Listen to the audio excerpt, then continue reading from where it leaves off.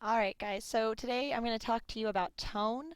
And you should have, or you should watch, if you haven't already, you should watch the other link that has like kind of a mini Quizlet inside of your video helping you to understand tone. You need to watch both of the links that are attached to this lesson, and then you need to submit a summary by Edmodo so that I have it online and I can look at it before you come to class and see where we're at understanding wise on tone. So let's go ahead and start. Tone is something that you can recognize the tone or attitude, the language, and the word choices that the author uses. And his language will reveal perspectives and opinion. It can be positive, it can be negative, and that is called connotation. The connotation of a word is whether it's positive or negative. It gives you the emotional relationship of the word. So again, tone, you look at the attitude of the writer, the language and the word choices, which would be diction, and the opinion and perspectives, which gives you the connotation of the words chosen by the author. So this is a pretty detailed slide. You might want to pause it here and then write down some of those notes. I would expect to see some of these words explained in your summary.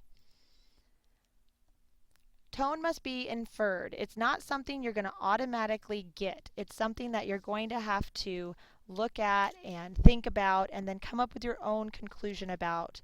So let's read this example. As former CBS anchor Walter Cronkite writes, naturally, nothing of any significance is going to be said in 7 seconds, but this seems to work to the advantage of many politicians as they are not required to say anything of significance, and issues can be avoided rather than confronted. So if you had to give this a tone word, what would it be? So would you say that the tone of this passage is anxious, critical, or encouraging? If you answered critical, you are correct. Walter Cronkite is being critical of politicians by saying that there's nothing of any value they can really say in 7 minutes. Tone requires knowledge of vocabulary. Identifying the tone is all about knowing definitions of many descriptive vocabulary words. It's about adjectives. Without this large vocabulary, it's difficult to describe things outside of saying that's good or that's bad. Paying attention to the connotation, which is the negative or positive emotions attached to the word, can help you get to that greater vocabulary. So first look at a word, then ask yourself, is it positive or negative? And then give yourself an emotion to attach to that word. So that's kind of the process that I take my students through to be able to get to that deeper vocabulary. This place may be shabby, but since both of my children were born while we lived there, it has a special place in my heart.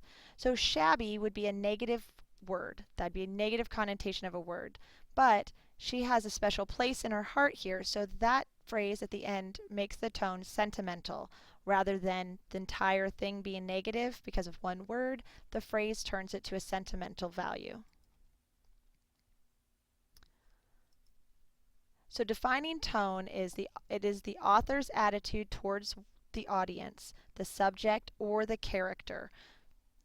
So please maybe rewatch this if you need to. I will be looking in your summaries for specific words and reactions to examples that you saw in this video. And please be very specific when you submit your summary.